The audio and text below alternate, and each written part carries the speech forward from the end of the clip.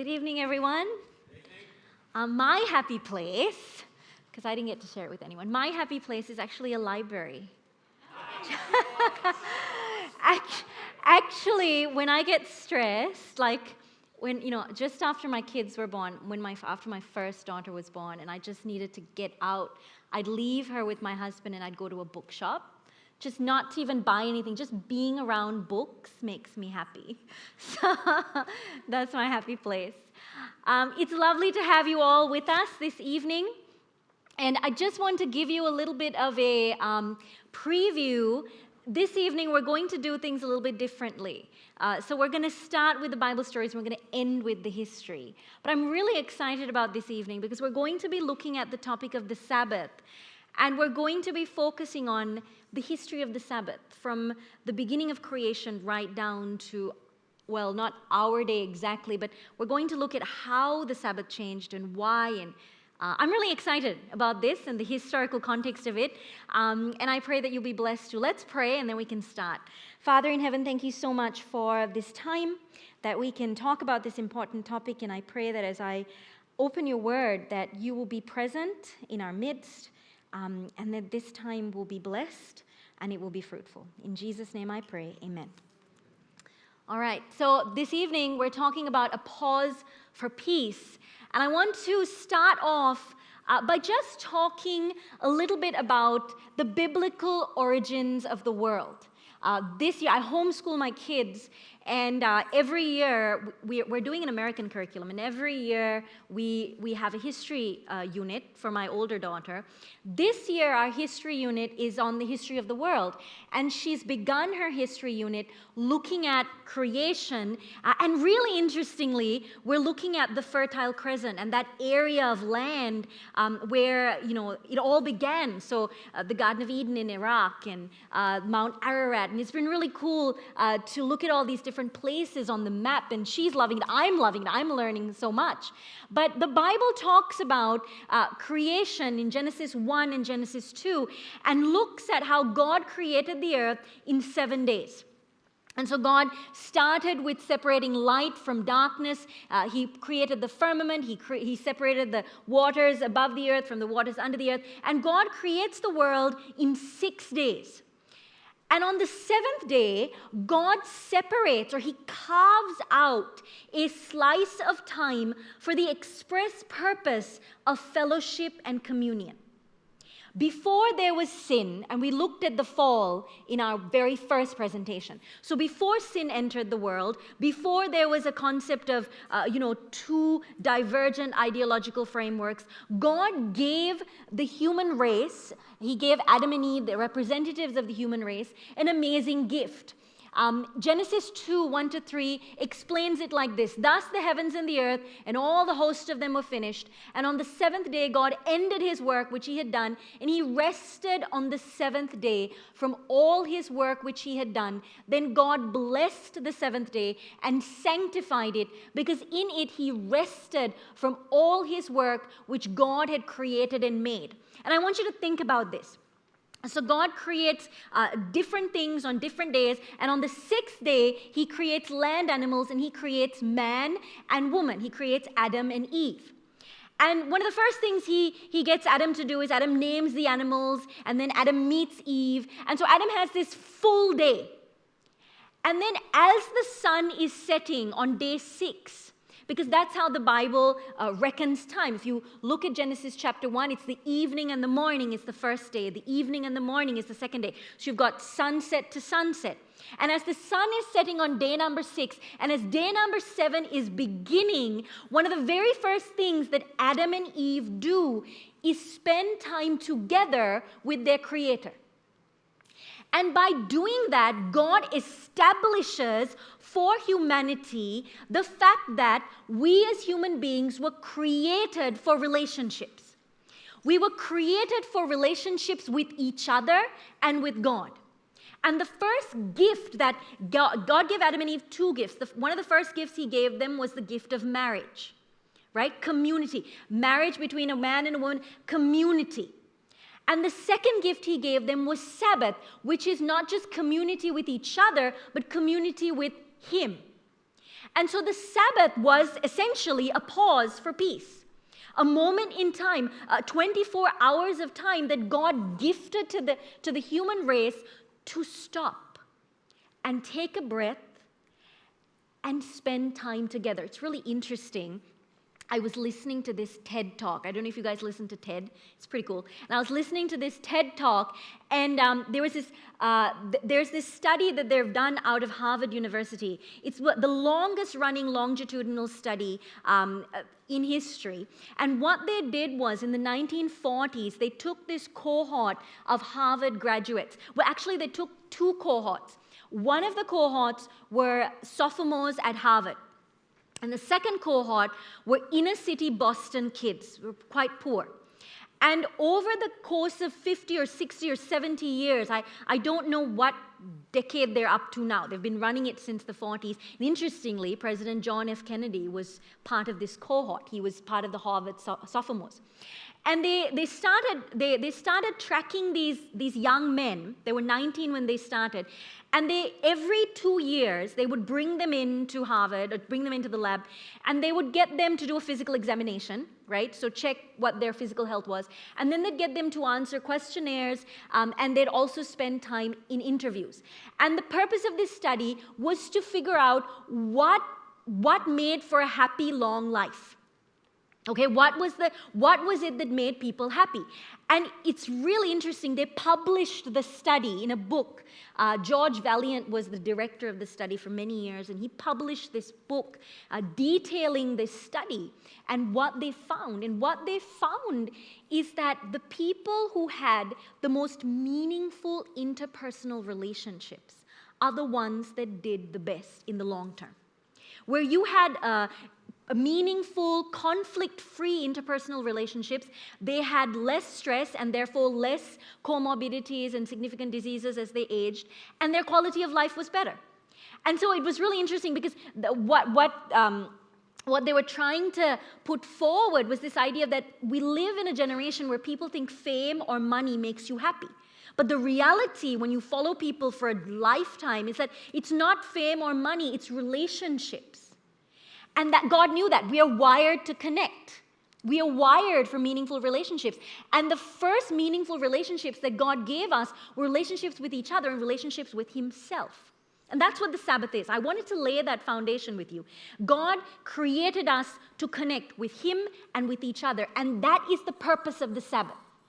The purpose of the Sabbath is to know Jesus and to find fellowship in Him. And so God started off by giving humankind this gift of the Sabbath. And of course, we know that Adam and Eve fell, and then there was this divergence of ideologies. And we looked at that the first night. So you had the ideological framework of selfless love, of people that were faithful to God. And then you had the ideological framework of selfishness and people that bought into the deceptions of Satan. And so you have these two diverging frameworks, and we looked at the rise of Babylon in Genesis chapter 11 and how Babylon was built on this ideological framework that Satan created when there was war in heaven. And we looked at the second ideological framework, which was God's ideological framework of self-sacrificing love that was found in relationships. And we looked at Abraham, right? So Abraham was the father of God's people. And then there's a rise of the Jewish nation. And God entrusted this gift of Sabbath keeping to Abraham and his descendants. Okay? This study is looking at the history of the Sabbath. And so I'm trying to look at the history of the Sabbath and also look at its spiritual significance. So we're going to try to do both things at once. Hopefully we're going to get there. And so the Jewish nation as a whole kept the Sabbath, not the Jewish nation, but Abraham and his family kept the Sabbath until they went down to Egypt. And when they went down to Egypt, somehow their Sabbath keeping fell by the wayside, because when Moses comes to Egypt and he goes to Pharaoh, Pharaoh says this to him. Then the king of Egypt said to them, Moses and Aaron, why do you take the people from their work? Get back to your labor. And Pharaoh said, look, the people of the land are many now, and you make them rest from their labor. And that word rest there is Shabbat. You make them Shabbat from their labor. And it seems that Moses and Aaron had come in, and in an attempt to bring people back to God, they had told the people, you need to take some time off to reconnect with God. And Pharaoh had picked up on this, and we know the story. Pharaoh says, you're going to make bricks without straw because you're idle. You think you can take time off to worship your God? No. Okay, so here's the history of the Sabbath. God gave it at Eden, and then Abraham and his descendants hold on to it. The children of Israel go into Egypt, and while they're in Egypt, all the distractions of Egypt kind of make them forget the Sabbath. But Moses comes back, and Moses restores the Sabbath step by step. And we're going to look at that, okay? So Moses comes into Egypt, and the first thing he does is obviously reinstate the Sabbath, because Pharaoh says, you're making them Shabbat, you're making them rest. And then we know the children of Israel come out of Egypt, they cross the Red Sea, they've had these amazing miracles. And before they get to Sinai, and I really want to reiterate this, before God gives them the 10 Commandments, before they get to Sinai, God gives them the gift of the Sabbath again in the wilderness. So they're wandering around in the wilderness, and now they're hungry. And their default mode when they get hungry or tired or just generally uncomfortable is to complain, right? And so here they are, they're wandering in the wilderness, and there's nothing to eat. So they're complaining and they're whining to Moses, right? And God talks to Moses and says this, and the Lord spoke to Moses saying, I have heard the complaints of the children of Israel. Speak to them saying, at twilight you shall eat meat, and in the morning you shall be filled with bread. And you shall know that I am the Lord your God. Okay? So God tells him, I'll feed you. In the evening you're going to eat meat, and in the morning you're going to have bread. I will feed you. I will provide for you. And as the story goes, God sends quail over the camp, and they eat so much quail that they get sick. And the next morning, they wake up, and this is what they find. So it was that quail came up at evening and covered the camp, and in the morning, the dew lay all around the camp. And when the layer of dew lifted there, on the surface of the wilderness was a small round substance as fine as frost on the ground. It was bread. And they called it manna, angel food, because they couldn't figure out what to call it, right? And then when it came to collecting this food, okay, and so when the children of Israel saw it, they said to one another, what is it? For they didn't know what it was. And Moses said to them, this is the bread which the Lord has given you to eat. When God took the children of Israel out of Egypt, he wanted them to learn one big lesson. There are a lot of other things he wanted them to learn, but they had one major lesson he wanted them to learn, and that was to trust him. Israel needed to learn to trust God to provide for them. And that was what the Red Sea was about. You know, they were between the devil and the deep blue sea, literally, right? And they had to trust that God could, even if God had to open the sea for them, he would make a way. And over again, God is teaching them to trust him. And he brings them to this point, and now they're no food, they're hungry, and God says to them, I will rain bread from heaven for you. And he does. But he takes this lesson of faith one step further, because this is what he says. So they gathered it every morning, every man according to his need, and when the sun became hot, it melted. So it wasn't something that they could hoard, right? So every morning you gather just what you need for that day. And if you read the account in Genesis 16, what happened was people got a little jittery. Because they're like, how do you know we're going to have some tomorrow? So they were each meant to collect a certain portion of it for the day. But they got jittery, and so they're like, let's just hoard this. So they gathered more than what they needed. And it bred worms and stank, okay? And so God got really annoyed with them, and he's like, I told you, just what you need for that day. Okay, so God is teaching them, I will provide for your daily needs. And then this happens. And so it was on the 6th day that they gathered twice as much bread, 2 omers for each one. And all the rulers of the congregation came and told Moses. Then he said to them, this is what the Lord has said. Tomorrow is a Sabbath rest, a holy Sabbath to the Lord. Bake what you will bake today, and boil what you will boil, and lay up for yourself all that remains to be kept until morning. This was a Sabbath miracle because every other day, Sunday, Monday, Tuesday, Wednesday, Thursday, they had to gather just enough for that day. And if they gathered more than what they needed, it went off. But on Friday, they were supposed to gather twice as much for 2 days. Why? So they could rest on the Sabbath. And it was a Sabbath miracle. It was meant to teach them that, number one, God supplies your needs. But number two, rest on the Sabbath. Take the day off. Jesus can take care of your needs. Right? And it's really interesting. I come from a tropical country. So Sri Lanka is tropical, more tropical than this. It's very hot, very humid. And my grandparents learned about the Sabbath truth and started keeping the Sabbath in the 1950s. And at that time in Sri Lanka, there were no fridges. There was no refrigeration. And in Sri Lanka, the food in Sri Lanka is all coconut-based, right? So you cook with coconut cream. So it goes off, right? So you can't generally keep it overnight because it spoils. And my grandmother learned about this, and so she would, and this is a true story. She would tell me this story when I was little. She would cook every day. Okay, my grandma was somebody that till she died, she was 86 when she died, she would wake up at 4:30 in the morning and cook a meal for the day till she died. Like, that was what she did.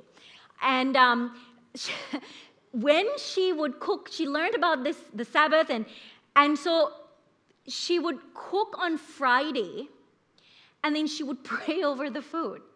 Because she's like, Lord, because this is going to go off, and she'd pray over the food.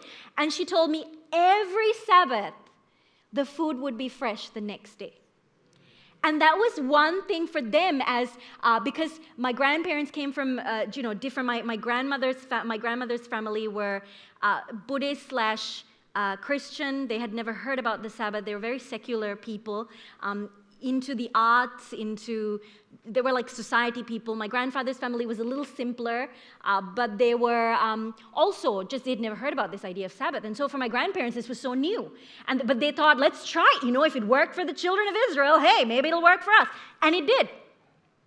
And so I think it's really amazing that God gave the Sabbath as a gift, and now He's continuing through history to reiterate this idea of take a day. Take a rest, pause, have some peace in your life, because I've got your back, right? And so they laid it up till morning as Moses commanded, and it did not stink, nor were there any worms in it. Then Moses said, eat that today, for today is the Sabbath of the Lord. Today you will not find it in the field. 6 days you shall gather it, but on the 7th day, the Sabbath, there will be none. Why? Because you can take the day off to spend with me and spend with people, because that is a day for communion. And then they come to Sinai, and God gives them the law. And we talked about this, I think it was on Wednesday, we talked about the importance of the law, how the law is a reflection of God's character, right? If you want to summarize the law, it's love. And it's love to God and love to others. And God gives them within the 10 Commandments this commandment of the Sabbath. It's number 4.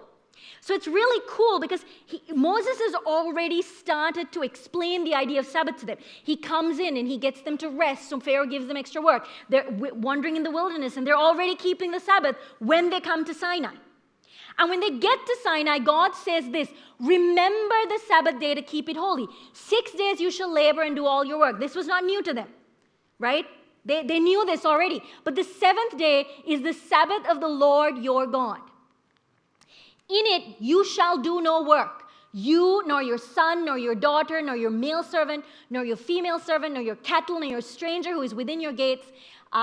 For God blessed the Sabbath day and hallowed it. Sorry for the typo. For in 6 days the Lord made the heavens and the earth, the seas, and all that is in them, and He rested the 7th day. Therefore the Lord blessed the Sabbath. So in other words, God is saying, listen, not only is the Sabbath meant to be a gift for fellowship, a gift for rest, but the Sabbath is also meant to remind you of your origins. We live in a world where identity is such an important thing, right? The 4 main existential questions that all people grapple with is, who am I? Where did I come from? Where am I going? And why am I here? And the Sabbath answers that. Who am I? Where did I come from? Why am I here?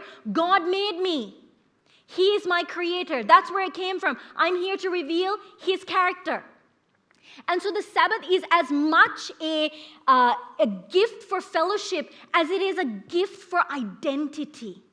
A gift for really answering the serious existential questions in life. And Ezekiel 20 verse 12, I really like these two verses because they summarize the two sides of the Sabbath. Moreover, I also gave them my Sabbaths to be a sign between me and them, that they might know that I am the Lord who sanctifies them. So the Sabbath is for fellowship.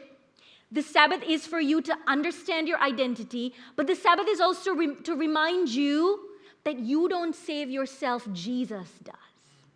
Right? We already looked at this on Wednesday and on Tuesday. The idea that salvation is a gift from God. Jesus sanctifies, Jesus changes you. And so the Sabbath is a reminder that, number one, you belong to someone. Okay? We live in a world where belonging is so important. And the Sabbath reminds you, you belong to the creator of the universe. You belong. And the Sabbath is a reminder also that you were made for a purpose. You're not an accident. You're not an afterthought. You were made for a purpose by a loving God. And the Sabbath is also a reminder that that same God has plans to give you something better. And I love that. Right? But now we're also, I'm trying to balance it. Remember I told you we're trying to look at the spirituality of the Sabbath, but also the historical importance of the Sabbath, okay? So now what we're seeing is God gives the Sabbath at creation, and then he preserves this gift of the Sabbath through the Jewish nation. All right? So throughout the lifespan of ancient Israel, they are keeping the Sabbath. They are the guardians of this special gift, right? Ezekiel 20 verse 20 says, hallow my Sabbaths, and they will be a sign between me and you, that you may know that I am the Lord your God. Again, identity. Ezekiel's, this particular chapter is really cool because it gives you the two sides of the Sabbath. Not only do I change you, but I am yours and you're mine. And I really like that, you know. Whenever I look at my children, right, I think, why do I love them? Not because they're cute and they're smart. Well, I think they are. But that's not why I love them, because they're mine. Nothing they do or don't do can make me love them more or less. I love them because they're mine. And the Sabbath reminds us that we belong to God. And that's why he loves us, because we're his. What a gift, right? A weekly reminder of who we are, why we're here, where we belong, and an opportunity for fellowship with the creator of the universe.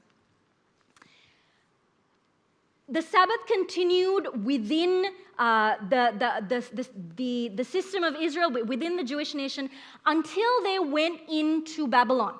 They were taken captive in Babylon. They scattered.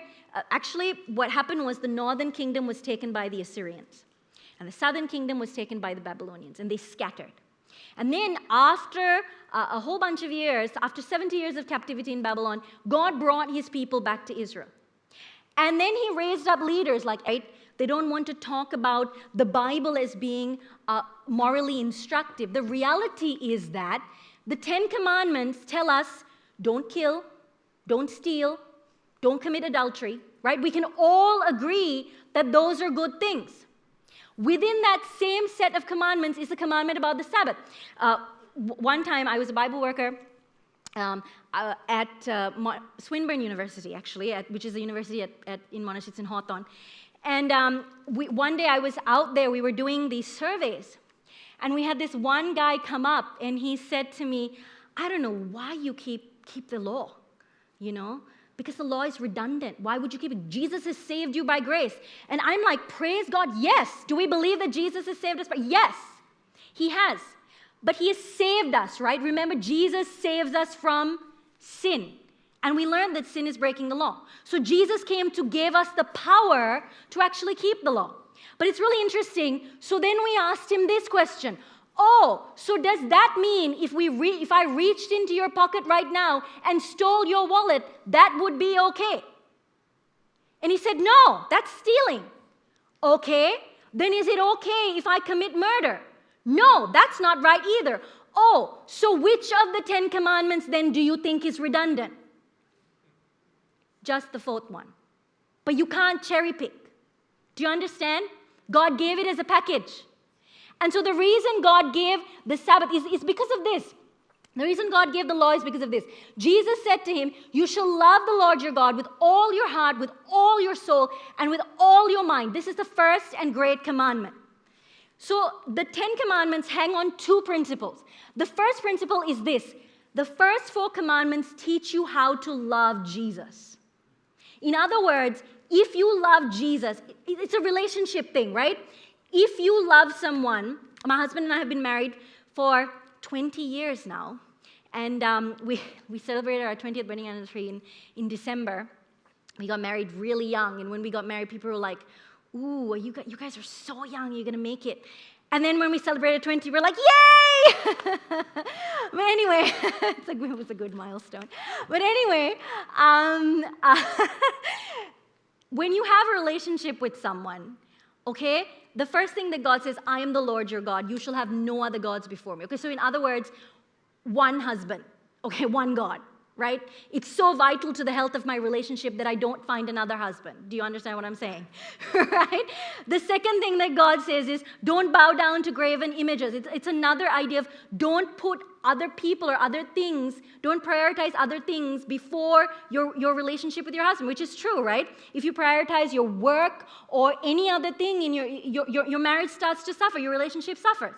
Number 3 is don't take the name of the Lord in vain, which again is true. I can't have my husband's name and then go off and do things that reflect badly on him. Do you understand? Because who I am and what I do is a reflection, it reflects also on him because we're in a relationship. And number 4 is the Sabbath, which is time.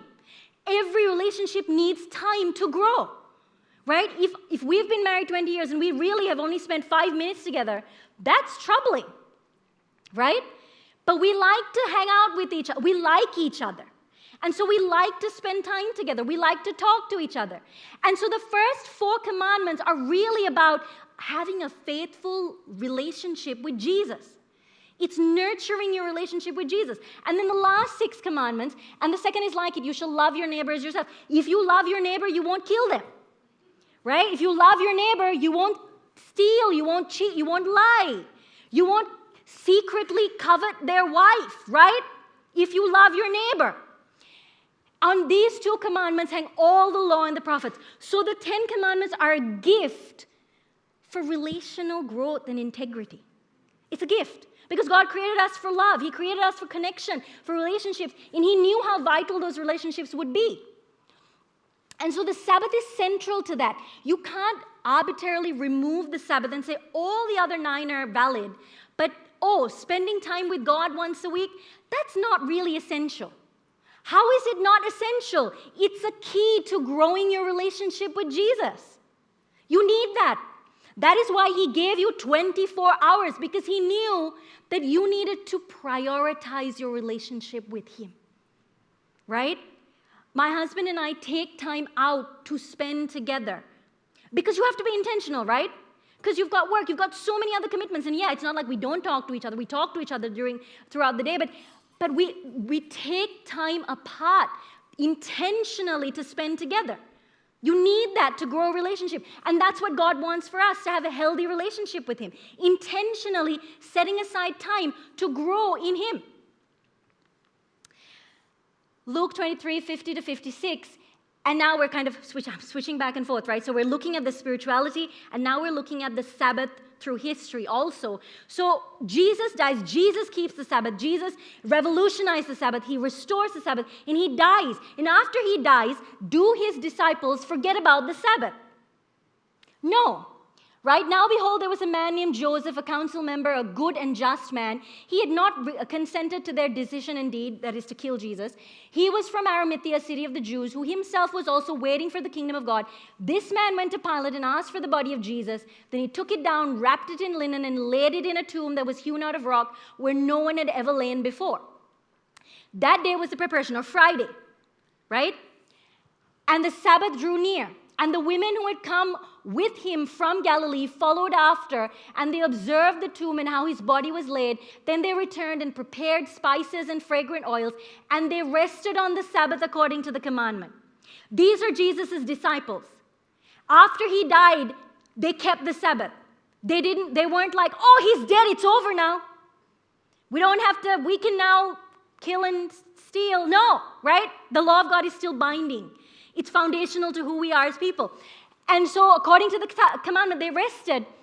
Now on the first day of the week, Sunday, very early in the morning, they and certain other women with them came to the tomb, bringing the spices which they had prepared. Now the reason I put this in is because it's important to understand the chronological sequence of days. Because sometimes people are like, well, how do you know that Saturday, Friday sunset to Saturday sunset? How do you know that that's really the Sabbath?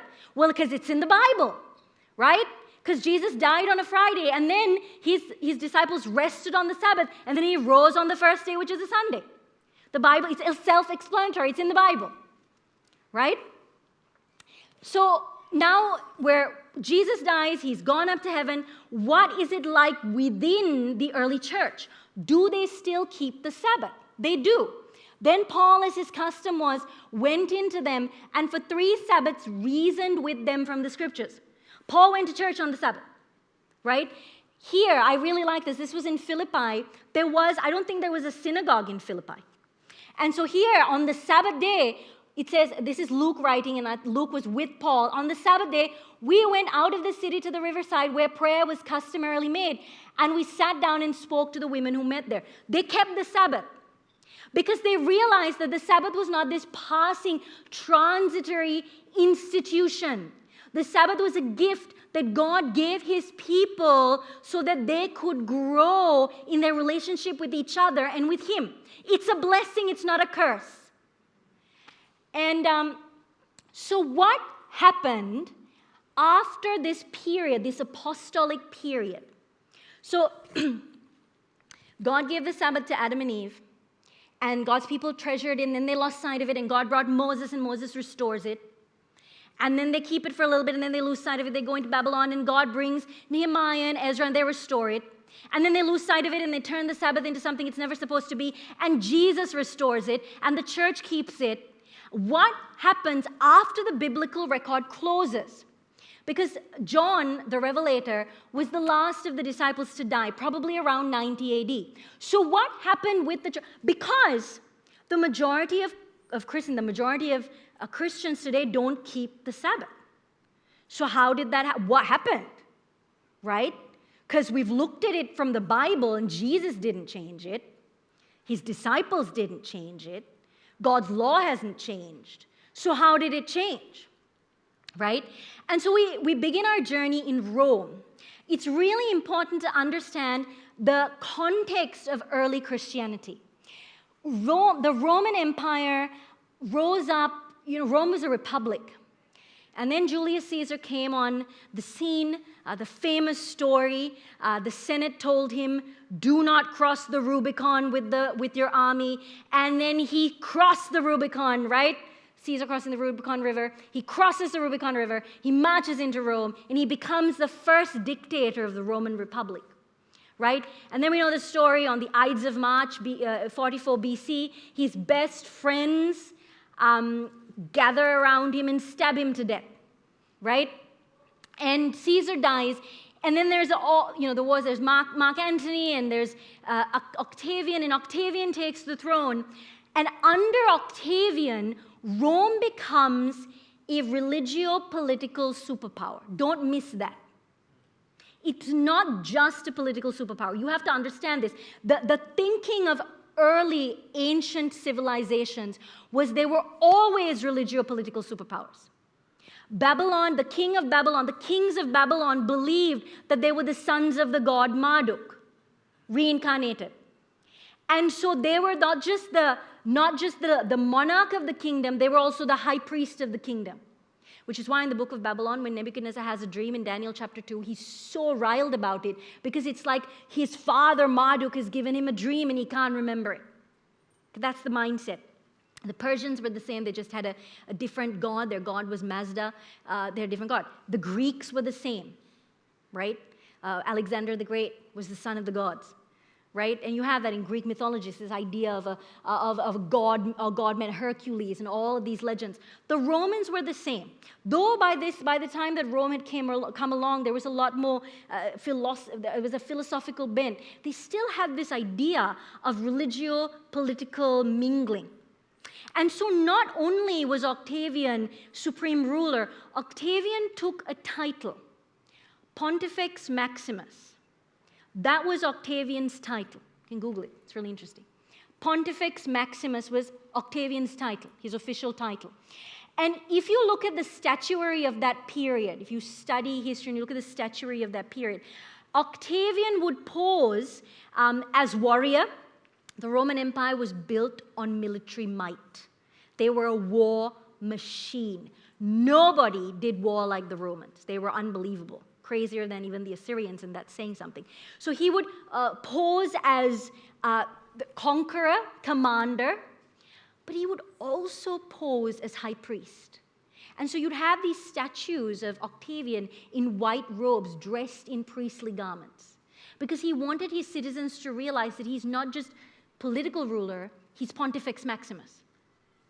And this idea, every successive Caesar after Octavian embraced this idea of religion and politics. It was a Roman mainstay. During this period of time, because Rome was religio-political, because the Roman Empire was Pontifex Maximus, there was a cult dedicated to him. Greek and Greco-Roman religion was cultic. So a cultic is you have one god and you worship around that god. Okay, so you had the cult of Hera, the cult of Zeus, the cult of Hermes, right? And they had temples to them.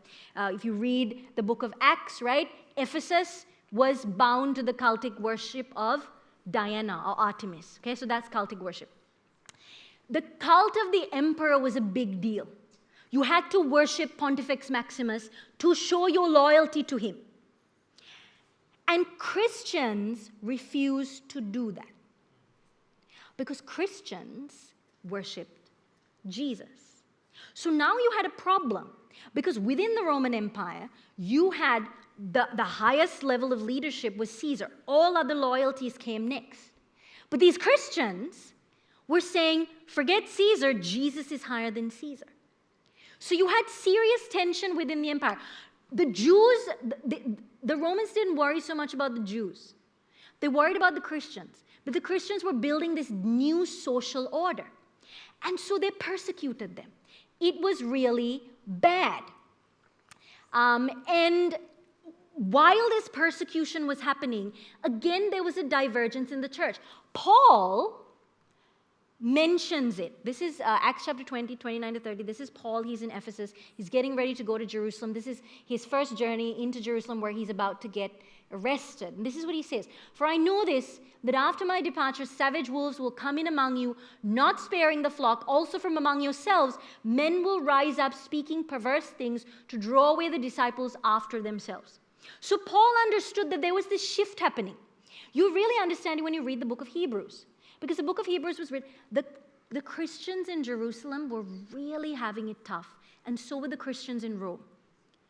You had to really be able to walk the line, right? And so Paul could see that compromise was starting to creep in. The church was like, oh, we don't want to be completely different, because you have to understand, Nero would take Christians, bathe them in tar, line them up along his driveway, and light them on fire to light his grounds. That's what he did. He would flay them alive. So the Christians in Rome are like, I don't want to die like that. So now you have this divergence within the church, right? It slowly starts to creep in the 2nd century, in the 3rd century. This idea that, oh, how can we walk the line so we don't end up being lion food, right? And so they started to compromise. Around the 3rd BC, Christians started keeping Sunday. Not because Jesus had told them, but because it was just easier because Sunday was the day solis, and always the sun god was the primary god, okay? So the Medo-Persians, their god was Ahura Mazda, sun god. The Egyptians, Ra, sun god, right? Zeus, sun god. Do you understand what I'm saying? So they worship the sun for obvious reasons because of crops and all the rest of it. And so keeping Sunday, the venerable day of the sun, was easy. So they would kind of keep Sunday, kind of keep Sabbath. They started compromising around this time. But it was unofficial because the church's official position was still Sabbath keeping, was still scriptural. But some church leaders started to shift things away because they wanted to give their church members a breather. It's hard to be thrown to the lions, right? Okay? It's not easy. And so they're like, let's just a little bit of compromise. Already we're not worshiping the emperor. Okay, that can be the line, but it's just today. Right? So they started compromising. And it was not pretty. My kids love to watch. My kids, for some reason, like to watch this cartoon about Perpetua and how she died. And it's quite brutal, you know. And my littlest, Caris, she just watches and she's in there. And it's quite a difficult cartoon to watch because it talks about how Perpetua was martyred, but she thinks it's great. But when you listen to the story of Perpetua, you think it's heartbreaking. Because it was like this, they were thrown to the lions because they would not burn incense to Pontifex Maximus, the Roman emperor, right? But then this guy was a game changer. So Rome continued on. The Christians were by and large persecuted, burned at the stake, treated badly. A small group started to compromise, but the general majority was solid. And they were burned and killed. Diocletian was the worst, and he died in 313. And this guy, after some fighting, became king. This is a statue of Constantine the Great in York, in England, because Constantine, before he became the emperor, was a prefect of York in England, Britannia, the edges of the Roman Empire, okay? And Constantine comes to the throne, he fights his way to the throne. While he's fighting his way to the throne at the Battle of Milvan Bridge, he has a vision. And in that vision, he sees a cross. And he's told, by this sign conquer. Now he knows the cross is associated with Christians. And so he paints these crosses onto, shields and whatnot. And he goes and he wins the Battle of Milvan Bridge. And he's like, oh, maybe it's good to collect this Jesus as well. Because the Romans already had a crazy pantheon of gods. Why not add Jesus? Why not become a pseudo-Christian too?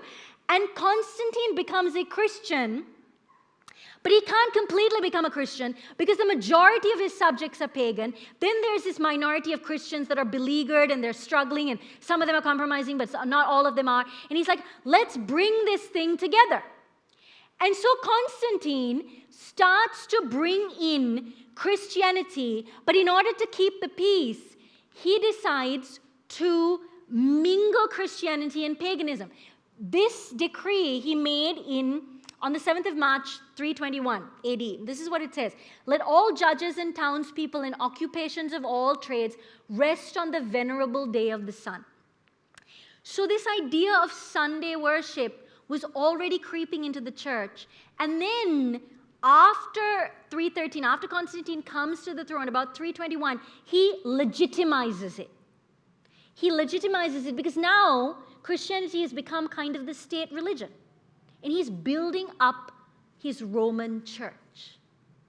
And this is one of the first things he does, is he's building up his Roman church. He says, nevertheless, let those who are suited in the rural districts freely and with full liberty attend to the cultivation of the fields. In other words, yeah, you can rest on the Sabbath, but you can work too. Okay, so he's stripping down the significance of the Sabbath one bit at a time. Because it frequently happens that no other day may be so fitting for plowing grain and trenching vineyards, lest at the time the advantage of the moment granted by the provision of heaven be lost. So he's saying, it's okay, keep the Sunday, but you can work that day too. He's stripping it down. Okay? And this is great for that group of Christians that have already been starting to compromise because now it's legitimate. And it turns into the popular view of the majority. Given on the nones of March, Crispus and Constantine being consuls, each of them for the second time. No, 7th of March, 321. A couple of years later, 10 to 20 years later, in 364, they tightened the regulations. And this is one thing you need to realize. Change doesn't happen overnight. We know that, right? If you're exercising, you don't build muscles overnight. It's gradual. And so this shift from biblical Christianity away from it didn't happen overnight. After the apostles died and the Christians were persecuted, compromise slowly crept in. And then Constantine becomes king, becomes a Roman emperor, and he begins to legitimize more and more compromise. He wants to build this universal Roman church. And he's Pontifex Maximus, don't forget that. That's the title of the Roman emperor, Pontifex Maximus, okay? You can Google that title and see who holds it today. Anyway, Christians shall not Judaize and be idle on Saturday, but they shall work on that day. But the Lord's day, Sunday, they shall especially honor, and as being Christians shall, if possible, do no work on that day. If, however, they are found Judaizing, they shall be shut out from Christ. So now you've gone one step further. Before, you had this small group of people just kind of compromising. Then Constantine is like, rest on Sunday. And now he's like, you better be resting only on Sunday, because if you're thinking about resting on Sabbath, it's over. Can you see that? It's gradual change. It's a gradual change. Under Constantine, and subsequent rulers after, this new universal church began to rise. The Roman Empire began to fall apart around the 400 AD mark. And it scattered into what we know today as the 10 nations, or the 10 tribes of the Western Roman Empire. Under Diocletian, Rome had already separated. There was Byzantium in the east, there was the Western Roman Empire in the west. And then Western Rome fell apart because you got these barbarian hordes, these Germanic tribes coming over the Rhine and tearing it apart. And Christendom falls apart, and a lot of these Germanic tribes were not Christian. But, interestingly, by this time, by about the 500 AD mark, there was the Roman Church. And the Roman Church did something very smart. They set their focus on Clovis, king of the Franks. Powerful guy. Clovis's wife, Clotilda, was a Roman Christian. And she got baptized, and then she told her husband, hey, why don't you get baptized too? And so Clovis, there's this cool picture, you can Google it. Clovis gets anointed at the Cathedral of Rheims, where he is anointed both king and Roman Christian, right? And it's really interesting. Every single French king after Clovis was anointed with holy oil by the Cathedral of Rheims, and they got their power from the church. Every single French king after that. It's really interesting. And so Clovis goes out, and he fights and fights and fights, and he basically militarily subdues Europe and turns them into Roman Christians, universal Roman Christians. So now there's one church over all of Europe. They're all united. Now there's no emperor, right? Because their emperors are gone. But now there is a single religious leader who takes the name Pontifex Maximus instead of the emperor. And Pontifex Maximus is the head of this universal Roman church. And the tide has changed in a handful of centuries. And by 538 AD, the final resistant group, the Heruli, they resisted the advances of the church, was uprooted by the Franks. And from that point, this Roman church had complete dominion. Historians say, it's really interesting, that the only stable pillar of European society for a millennium was the church. For a millennium. Until, of course, the Reformation came in. And that's where I want to talk about. This is a really interesting statue in Constance in Germany. This is a picture of the Pope. This is one of the goddesses. I think she's the goddess of love. And this is somebody else. I think it's the king or the emperor. And the idea is how both the Pope and the emperor was subservient to the pagan cults. It's really interesting. You find it in Constance. Even though this church rose to power, there were still holdouts, little pockets of Christians that refused to let go of the Sabbath truth. One of them were the Celtic Christians. One group of the Celtic Christians in England. Another group were the Waldenses. I'm going to end with this story about the Waldenses. I love the Waldenses. This is a picture of Castelluzzo. And this spot, this is like a little, not a shrine, but it's a memorial. And in the 17th century, a lot of these Waldenses, they lived in France, in the upper French valleys, and they refused to violate their conscience. They had decided that they were going to be Bible-based. So they wouldn't go for Mass. They wouldn't do a lot of the things that the church wanted them to do because they believed in the Bible. And the church started persecuting them, and they were driven further and further up into the highlands in France there. And then the church decided, we need to crack down. No more resistance, no more freedom of conscience. And so the French government sent a bunch of soldiers into these valleys.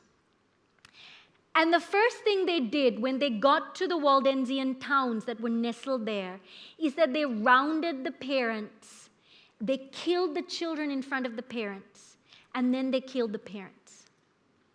Some of these people managed to run, and they ran up here to Mount Castelluzzo. And the soldiers ran after them and cornered them on this ledge. And they took them and hurled them over the edge. It was one of the worst instances of religious genocide in European history. Queen Elizabeth I was on the throne. No, she wasn't on the throne. It was, at that time, England was a protectorate, so Oliver Cromwell was in charge, and he sent letters to help offer assistance to these beleaguered Waldensian Christians. Why do I share this story? Because I think it's important for us to realize a couple of things. First, biblical truth isn't always popular. And when you choose to follow God, you won't always have an easy time of it. You might not be thrown off a cliff like the Waldensians. That was intense. Those who survived, they wrote, it's so sad, the survivors, there were some that survived this, the survivors wrote to their friends and family and they said, our tears are of blood. We are just broken. But you know what? They didn't forsake their faith. There was no question of, why God, we've been faithful. There was just a question of, you will not break us. I love that. One of my favorite stories is the story of, I could stand up here telling stories. I said that was the last one. I got one more. But one of my favorite stories is the story of Marie Durand. She was a Huguenot, a French Protestant. She was sent to the Tower of Constantine for 38 years because she refused to recant her faith. And if you go to the Tower of Constance, I should have put a picture, but I wasn't going to share a story. But if you go to the Tower of Constance today in the south of France, it's just a big tower, and there's a hole in the ground for refuse and a hole in the roof. And on the rim, there's one word carved there, resiste. She carved it, resist. She and others like her decided that they were going to stand for the truth regardless of what it cost. Because it might not be popular, but the reality is that God has given each of us freedom to choose, and nobody can take that freedom away. And that within the gift of that freedom is the gift to believe what the Bible teaches about the Sabbath. And next week we're going to learn about what the Bible teaches about death. We have the gift to choose to stand on the Word of God. The gift to accept what God has given us. John 14:15, Jesus says, if you love me, keep my commandments. Not because keeping my commandments save you, but because I have saved you, you will be able to do it. I want to end tonight by giving you an opportunity to respond. I'm about halfway through, so I have 8 presentations that I'll be making here. This is number 4. I'm speaking again tomorrow and then 3 days next week. And so I'm halfway through and I feel like I haven't given you a chance to respond. And what I'm going to do is I'm going to ask the ushers to hand out these cards, and each of you is going to get a card. And for some of you, this is a new topic. For some of you, this is an old topic and your faith in this topic has been affirmed. Wherever you stand on that spectrum, I want you to take a card, and I'm going to run through the card with you. And the first option, as they hand out the cards, and if you need a pen, you can get a pen from them as well. The first option is this: I accept Jesus as my Savior and understand He saves me by grace because He loves me and not because I keep His commandments. Keeping the commandments of God is a result of salvation, not a means to it. And if that is something that you believe in and you can identify it, doesn't matter if you're a new Christian, doesn't matter if you've been a Christian your whole life, you can tick that box. Because if that is what you believe in, I'm going to give you the opportunity to respond to that. The second statement is, as a response to God's love, I accept God's gift of the Sabbath. Now, you may have been keeping the Sabbath since you were young. You may have recently started to keep the Sabbath. You may be thinking about keeping the Sabbath. You may have just heard about the Sabbath for the first time tonight. Wherever you are on this spectrum, if you would like to accept God's gift of the Sabbath, you can tick that box. The third statement is, I have some questions and would like someone to visit me. This may have all been new. And you're not really sure if I've got all my facts straight. Which could be true. You should check me out, right? And you've got questions. More than answers, this presentation has raised a whole bunch of questions. And if this is you, tick that box. If you have some questions, you'd like someone to visit with you, tick that box. And the final one is, I would like some further resources on this presentation. You want to do more reading. You don't really want anybody to sit down and talk to you. That's okay. You just want your space to do all your reading on your own time. And if that is you, you can tick that box. Give us your name and your phone number if you're comfortable so that we can get in touch with you. And it's really important, especially when you hear a topic like this, that is new, that is potentially life-changing, that you have the opportunity to respond. And once you've done that, you can fold the card in half and pass it down to the ushers at the end, and they will collect it. I'm going to give you a minute to fill that out, and then we'll pray.